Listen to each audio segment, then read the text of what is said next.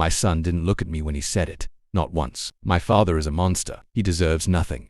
I watched him from the defendant's table. He spoke clearly, his hands folded like he'd been coached. He had, by the woman sitting 2 seats over, my ex. The judge's gavel fell like a coffin lid. She got the house, the cars, and the business, my business. I didn't speak, didn't flinch. I just stood, adjusted my jacket, and walked out. I let them believe they had one. I let them breathe easy for 2 weeks. Then I sent the letter, and everything they had stolen turned to ash. The betrayal. It all started before the trial. It began the day my son stopped calling me Daddy. Started using my first name cold, flat, like a stranger. At first I blamed the divorce, assuming she had poisoned him with whispers at bedtime. But I noticed patterns. She stopped speaking around him, only texting. He refused to look at me or hug me during drop-offs. He was always clutching a new phone, one I hadn't bought. I asked her about it. She laughed. He's growing up, she said. Maybe stop being so controlling. I didn't respond with words. I responded with silence and observation. Something was wrong, something they didn't think I could see. I started with phone records, lines registered under shell companies that I traced back to her new boyfriend, Sean, a name I had never heard. She had known him for 6 months before filing for divorce. I kept digging.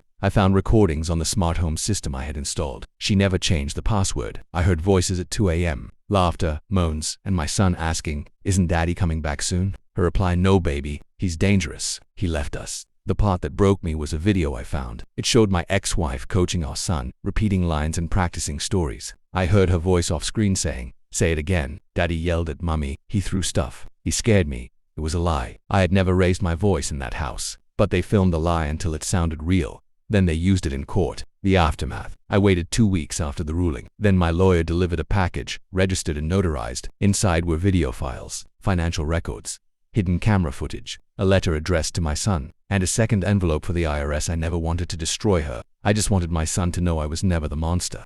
When I finally got the call, it wasn't from her, it was from him. His voice cracked on the first word. "Dad." I didn't speak. "How could you hide this from us?" he asked. There it was, us. He still grouped himself with her. I waited. I saw the videos. He said, "You were telling the truth." I didn't know. I cut him off softly. "You did know. You just chose not to see it." She came to the restaurant, the same one where we had signed our partnership papers years ago. She didn't sit or speak, just stood there holding the letter. "You destroyed everything," she whispered. "No," I said. "You did." Her mascara had run. The business was seized for fraud and misuse of funds. The house was now in my name. She had forged the paperwork. My lawyer had traced it all. The cars were repossessed. The only thing left was her name, which now meant nothing. "You planned this," she whispered. "Not at first," I said. But the moment I heard my son lie under oath, I began laying bricks quietly, precisely, without fury. She reached for my hand. I pulled it back. Then I laid a final envelope on the table, a custody petition. He was old enough to choose now, and he knew the truth. The reconciliation. We didn't rebuild. There was no reunion, only acknowledgement. He moved in with me 2 months later. He didn't call me Dad, and he didn't call her Mom.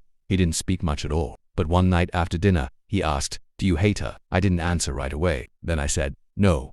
Hate requires energy." And I had none left for her. I only had energy for truth, for clarity, and for him. He nodded. He didn't cry. Neither did I. She had taught him how to lie. I had taught him what it cost. And now he sees the difference. She can keep the ashes. I kept the fire.